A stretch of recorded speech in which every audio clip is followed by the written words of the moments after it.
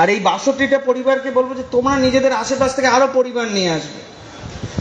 আর শোনেন, মন্দিরে ওই পরিবার থেকে যে এসেছে, যদি মন্দিরে প্রার্থনা করার লোক আপনাদের না থাকে, তাহলে ওই পরিবার থেকে যাকে হারমোনিয়াম বাজানো শেখাচ্ছেন সে প্রার্থনা করতে পারে। এবার যদি সেটা মেয়ে হয়, তাহলে আগে ছেলেরা যারা আমরা আছি, যদি সেই দিনে উপস্থিতির সময় কোনো ছেলে যদি না থাকে হারমোনিয়াম বাজিয়ে ঠাকুরের কাছে প্রার্থনা করার জন্য, তাহলে মায়েরাও করতে পারেন, কিন্তু হারমোনিয়ামটা দিয়েই করাটা ভালো। আচ্ছা, এইবার দেখি, দাঁড়ান আমাকে বলতে দেন, সময় নেই আমার কাছে, পরে আমরা শোন। আমরা ধরেন আমরা সবাই দীক্ষিত, এইবার আমাদের একটা অদীক্ষিত, ধরেন আমার একটা অদীক্ষিত মেয়ের সাথে বিয়ে হলো, ঠিক আছে, তাহলে তাকে দীক্ষা নিতে হবে না নিতে হবে না? সবাই জোরে বলেন। ঠিক আছে, এইবার আমাদের পরিবারের একটা মেয়ের, বা আমি যদি মেয়ে হতাম আর আমার একটা ছেলের সাথে দীক্ষা মানে যদি বিয়ে হতো, তাহলে সেই ছেলেটাকে কি দীক্ষা নিতে হতো? বলছেন কিন্তু এতটা জোরে বেরোচ্ছে না কিন্তু, তাই না? তাহলে ঘরের পুরুষরা যেই কাজটা করে সেটা আমরা সবার উপরে চাপিয়ে দিই। তো আপনারা যদি হারমোনিয়ামে প্রার্থনা করা শেখেন, তাহলে আপনাদের ঘরের মায়েরা এমনিই শিখে যাবেন। কিন্তু যদি মায়েরা শেখেন প্রার্থনা করাটা, আপনারা কিন্তু শিখে উঠতে পারবেন না। অনেকটা রান্নার মতন বিষয়টা, তাই না? তাই সবাই শিখবো, আর আমরা চেষ্টা করব। দেখ, আমরা চাকরিজীবী কারা? হাত তুলি। ভোরবেলা কেউ কি 7টার আগে চাকরির জন্য বাড়ির থেকে বেরোন? 2 জন, 3 জন, 4 জন, 5 জন, একদম ঠিক আছে। ভোরবেলা প্রার্থনা গরমকালে দেওঘরে 4:55, 1 ঘন্টা প্রার্থনা 5:55। আমি 6টার থেকে 1 ঘন্টা আশ্রমের বাইরে ইষ্ট কাজ করতে পারি। আমার ইষ্ট কাজ করার জন্য তো ভীষণ সময় লাগবে এরকম কোনো বিষয় নেই। আমরা প্রত্যেককে চেষ্টা করব যে আমরা যাতে নিজেদের বাড়িতে ভোরবেলা প্রার্থনা করি। আর যদি নিজেদের বাড়িতে না হয়, তাহলে আমাদের পাড়ার উপযোজনা কেন্দ্রতে গিয়ে প্রার্থনা করা আরম্ভ করায়।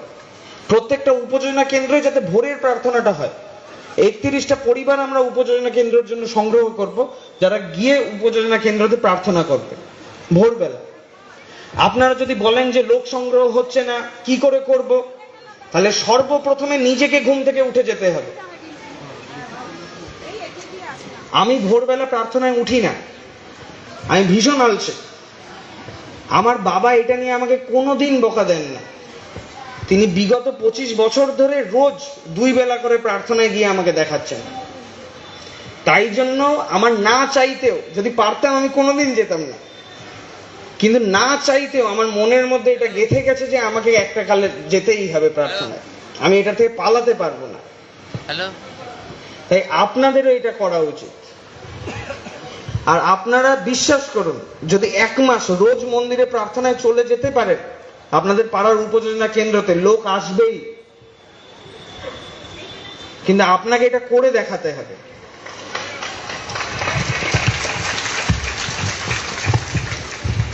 মন্দিরটা, ঠাকুরের মন্দিরগুলো শুধু ঠাকুর বাড়ি নয়, সৎসঙ্গ বিহার নয়, সৎসঙ্গ কেন্দ্র নয়, অধিবেশন কেন্দ্র নয়, উপযোজনা কেন্দ্র নয়, আমরা প্রত্যেকটা সৎসঙ্গেই কিন্তু একটা মন্দির। আর ঠাকুরের মন্দিরে প্রার্থনা হওয়াই উচিত। আমরা নিজেদের বাড়িতে এটা শুরু করব। প্রত্যেকটা পাড়ায়, প্রত্যেকটা গুরু ভাই যারা আমরা পারি, তারা এটা চালু করার চেষ্টা করব যে আমার বাড়িতে প্রার্থনা হোক। সকালবেলা বসে একটু চা খাবো, দরকার হলে পাড়ায় বিভিন্ন বাড়িতে গিয়ে আপনারা প্রার্থনা করবেন, তাহলে সকালের ব্রেকফাস্টের খরচাটাও বাঁচবে। ঠিক আছে? কিন্তু এইটা আমরা আরম্ভ করব, এটা আমাদেরকে করে দেখাতেই হবে। আর চেষ্টা করব, আপনি দাদা আসছি আপনারটা বলবো আমি।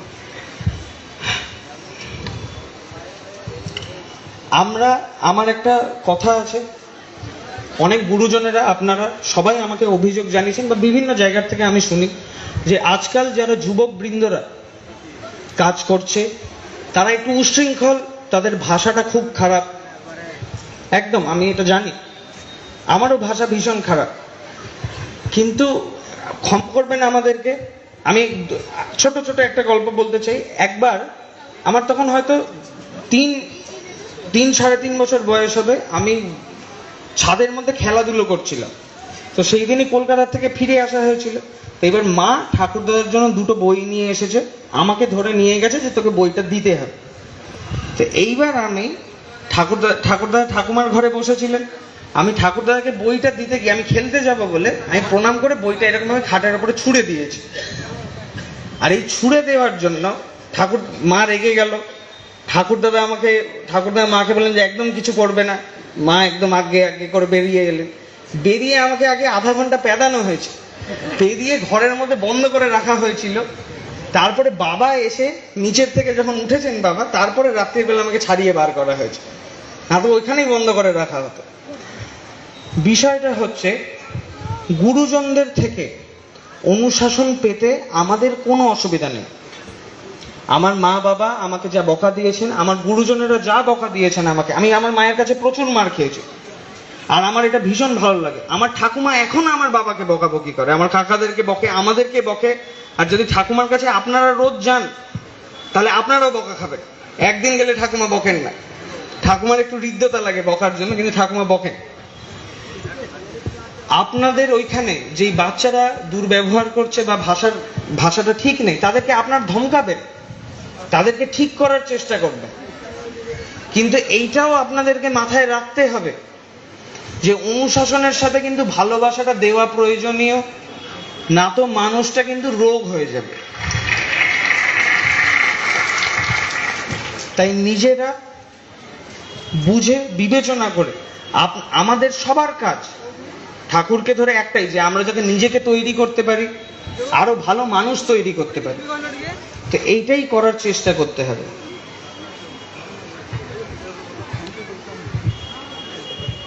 আর একটা কথা ছোট্ট, সৎসঙ্গটা আমরা যে সৎসঙ্গ পরিচালনা করি, দাদা বললেন, উনি বললেন যে কেউ একজন সৎসঙ্গ পরিচালনা করছিল, আরেকজন ঋত্বিক দেবতা চলে এলেন, হঠাৎ করে সে পরিচালনা করা শুরু করলো। তাহলে এই ক্ষেত্রে কি করণীয়? আমি বলতে চাই এটা ভালোবাসার অভাব, এটা হৃদ্যতার অভাব। আপনারা সহকর্মী হয়ে যদি একসাথে সহবাস না করতে পারেন তাহলে কি করে হবে? আর কাউকে পরিচালনা সৎসঙ্গ করতেই কেন হবে? আপনি বসে থাকবেন, যদি কিছু নিয়মের বাইরে যায় তাহলে আপনারা সেটাকে টুকবেন, তাই না? সৎসঙ্গটা 1.5 ঘন্টার মধ্যে শেষ করার চেষ্টা করবেন। যদি সৎসঙ্গ করতে করতে ভীষণ আনন্দ হয় তাহলে এটাকে 2 ঘন্টা অবধি করা যেতে পারে। ঠিক আছে? আচ্ছা, না না না না দাঁড়ান, আপনাদেরকে বুঝতে হবে যে আপনার চেষ্টা করুন যে 1.5 ঘন্টার মধ্যে শেষ করব। সৎসঙ্গ শেষ করার পরে আপনাদের যদি ইচ্ছা হয় আপনারা সাধারণ সভা করুন, সঙ্গীতাঞ্জলি করুন, সৎসঙ্গ বলেন না। কেন কি, সৎসঙ্গটা প্রার্থনার থেকে শুরু হচ্ছে, ধ্বনিতে গিয়ে শেষ হচ্ছে। আমি যদি প্রার্থনার সময় এসে সৎসঙ্গে বসে পড়ি, আমি তো উঠে বেরোতে পারছি না। আপনারা যে এখন কনফারেন্সে এসে বসেছেন, উপস্থিত হয়েছেন, 2 ঘন্টা হতে চললো, আপনাদেরও বাড়ি যাওয়ার ইচ্ছা করছে, কিন্তু আপনারা উঠতে পারছেন না কিন্তু, তাই না? যে বসে পাছা ব্যথা হয়েছে, কারো ডায়াবেটিস হতে পারে, তার হতেই পারে যে বাথরুমে যেতে হবে, কিন্তু ওকে জোর করে বসে থাকতে হচ্ছে। তাই এটা বুঝতে পারতে হবে আপনাদেরকে যে ওই টাইমটার মধ্যেই শেষ করার চেষ্টা করব। আর যদি সৎসঙ্গ শেষ করার পরে আমরা সাধারণ সভা করি, যত ঋত্বিক দেবতা যাজকরা এসেছেন, যদি কোনো নতুন লোক বক্তৃতা দিতে চায় তারাও দিক,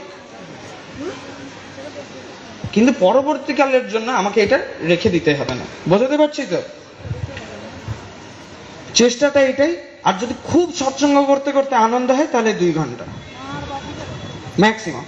1 তারিখে 3 তারিখে সৎসঙ্গ হয় সেপ্টেম্বর মাসে, সব থেকে ভালো সৎসঙ্গ, ওইখানেও কিন্তু আমরা 1.5 ঘন্টার মধ্যে শেষ করে দিই, তাই না? আপনারা এইভাবেই করার চেষ্টা করবেন। দেওঘরে যা হয় সেটাকে অনুসরণ করতে হবে। আচার্যদেব যেইভাবে নিজের জীবনটা পরিচালনা করছেন, সেইভাবে আপনাদের প্রত্যেককে আমাদের জীবনটাকে পরিচালনা করতে হবে। খালি দেওঘরে এলে প্রার্থনায় যাব এরকম না, আমি রোজ প্রার্থনায় যাব। হতে পারে আমার শরীর খারাপ, কিন্তু আপনারা চেষ্টা করবেন যে পারতপক্ষে যাতে রোজ যাই। আর একটা মাস নিজের বাড়ির ওখানে প্রার্থনা করলেই কিন্তু লোকজন হয়ে যাবে। যারা এই জিনিসটা নিজেদের মন্দির, স্থানীয় মন্দিরে আরম্ভ করেছে, তাদেরকে জিজ্ঞাসা করে দেখতে পারে। আচ্ছা, আমি এটা বলেই কথাটা শেষ করি, সময় হয়ে এসেছে। জয় গুরু।